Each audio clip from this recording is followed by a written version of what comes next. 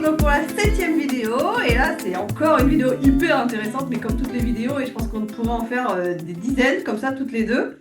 C'est quand l'enfant arrive, les secrets sortent du placard. Joli titre. Bonjour Sophie. Oui, une thématique super intéressante. Nous, dans nos travails de psychothérapeute, on aime jouer au détective privé et aller chercher les secrets de famille, aller gratter.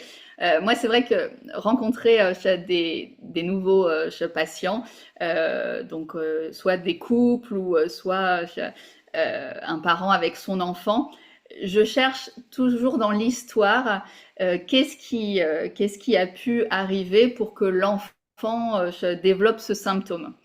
Et souvent, dans cette découverte de l'histoire de l'enfant et de l'histoire des parents, on lève des zones d'ombre. Et dans ce questionnement, alors selon l'âge de l'enfant, j'oriente quand même la question aux parents. Je vais parler de l'histoire de la maman, de l'histoire du papa, et on va découvrir que l'enfant, souvent, il porte le symptôme du parent ou une thématique non résolue qui va amener une décharge émotionnelle du parent, souvent en séance. Et je pense là plutôt à une jeune femme qui n'avait pas digéré un IVG. Elle, en fait, c'était un IVG parce qu'elle était très jeune. Et c'est sa propre mère qui a dit, c'est impossible que tu aies un enfant très jeune, donc tu vas avorter. Et cette jeune fille, elle, elle avait toujours eu un désir d'enfant depuis très petite. C'était son rêve de devenir maman. Alors certes, c'était tôt, mais elle avait vraiment envie de garder cet enfant. Et effectivement, il y a eu ce traumatisme de l'avortement, cette relation tendue avec cette mère. Et puis des années plus tard, cette femme a rencontré un nouveau compagnon, a fait d'autres enfants. Et là, les enfants ont porté le symptôme de cet avortement. Il y avait des symptômes chez l'enfant qui pouvaient penser à croire que la mère avait pas digéré cet événement. Donc, dès qu'il y a des charges émotionnelles du parent, c'est qu'on touche le bon endroit. Donc, il y a des histoires de fausses couches, il y a des histoires d'IVG. Malheureusement, il y a aussi des histoires d'inceste, Oui. que ce soit des parents, mais aussi dans les lignées précédentes, le transgénérationnel, on retrouve. Comme on peut retrouver aussi auprès des grands-mères beaucoup de fausses couches, mais aussi euh,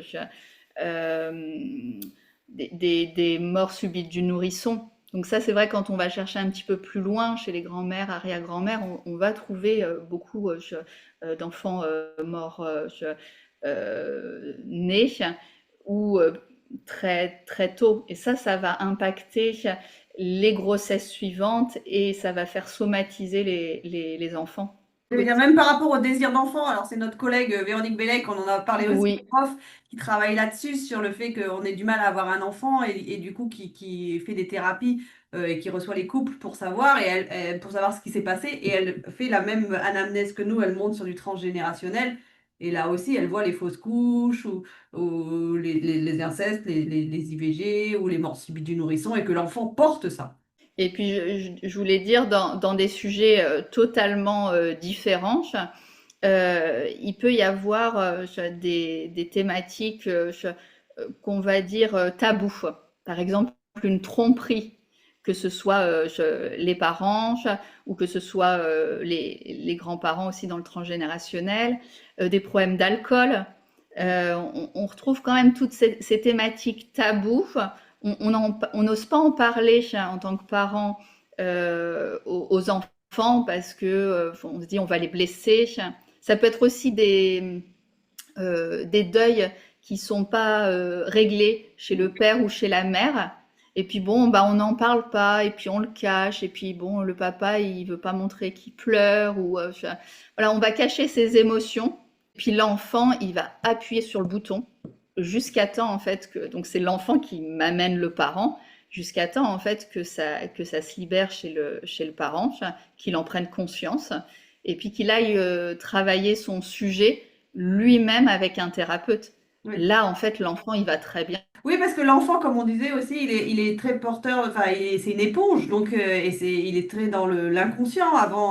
Avant 6 ans, il capte plein de trucs, il est très intuitif, Oui. et il vient appuyer, et il vient appuyer là où ça fait mal. Alors peut-être qu'il l'a dit une fois verbalement, 2 fois, et comme ça n'a pas été entendu par son parent, ça se transforme entre guillemets en symptôme, ou en tout cas en comportement symptomatique pour les parents. Mais en fait, il vient juste continuer à appuyer sur la blessure du parent ou sur le transgénérationnel, parce que lui, il est aussi porteur de ce transgénérationnel-là. Donc c'est hyper intéressant parce que voilà on travaille dans le système familial. Et dès qu'une personne bouge, en fait, ça fait bouger le reste. Donc ça assainit. Je me souviens d'une maman qui était venue et puis elle m'a dit oh, c'est super, je fais l'hypnose, donc je vais le faire profiter à mon fils, à ma fille. Et puis je dis bon bah il manque plus que voir le papa et c'est tout bon. Et elle me dit bah écoutez, il en ressent les bienfaits alors qu'il n'est pas encore venu vous voir. Et ben oui, parce qu'en fait, la femme est plus apaisée. Il s'en est rendu compte vraiment post-séance, donc leur relation est plus fluide. Et puis les enfants aussi, ils ont une meilleure communication avec leurs parents et tout s'ajuste. Donc c'est vrai que voilà, on peut venir pour régler un symptôme de son enfant et puis on travaille sur soi en même temps. Oui, puis moi je fais beaucoup aussi, alors c'est pas dans le même domaine, mais quand un couple vient me voir sur la sexualité ou sur les conflits, etc., je fais toujours comme toi l'anamnèse et puis je vais toujours voir sur les générations d'au-dessus. Et du coup, on arrive à sortir des secrets de famille. Et moi je leur dis, allez interroger vos parents, ils sont encore vivants, profitez-en, allez voir. Il n'y a pas eu une fausse couche avant vous, ou un IVG, ou un enfant mort-né, ou de l'inceste, ou de la violence. Oui, mais j'ai pas envie de lui faire du mal. Bah oui, mais là, il est vivant. Quand il sera plus là, vous pourrez pas poser vos questions, quoi. Donc, allez-y. Alors, C'est ça. bien sûr que vous n'allez pas forcément lui faire du mal. Au contraire, vous allez peut-être même libérer la parole. Ça fait des années que le secret, il est enfermé à l'intérieur d'eux. Et peut-être que ça va leur permettre de libérer le truc. Donc, l'arrivée des enfants permet également ça. Je pense de libérer cette parole-là et d'aller interroger ses parents sur la grossesse, sur comment la maman a accouché. Et tout ça, c'est important. Bah, je suis d'accord avec toi. En fait, dès que la parole est libérée, dès qu'on ouvre la boîte de Pandore, en fait, il y a l'émotionnel qui peut s'évacuer et ça libère un nœud émotionnel, ça libère un nœud énergétique. Et en fait, tout le système familial, tout l'arbre généalogique vient en bénéficier. Donc, c'est mieux de libérer la parole. Il y a une expression que j'aime bien, tout ce qui ne se verbalise pas s'imprime. Mm. Donc, ça veut dire s'imprime mais pourrit à l'intérieur, en fait, somatise. Donc c'est mieux quand c'est remonté de l'inconscient, disponible à la conscience, de après poser des mots dessus. Et c'est pas simple parce qu'on sait que la communication, en tout cas verbale, c'est à peine 7 à 8%. Donc oui, quand on arrive là, c'est bien d'aller jusqu'au bout. Oui, et puis aussi aujourd'hui, Libérer cette peur de faire mal à l'autre.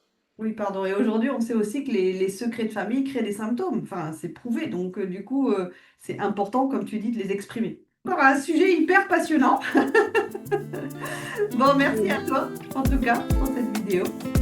Avec plaisir. Libérons les tabous, Sophie. C'est ça, libérons les secrets de famille, libérons les tabous. Bon, à très vite pour une prochaine vidéo.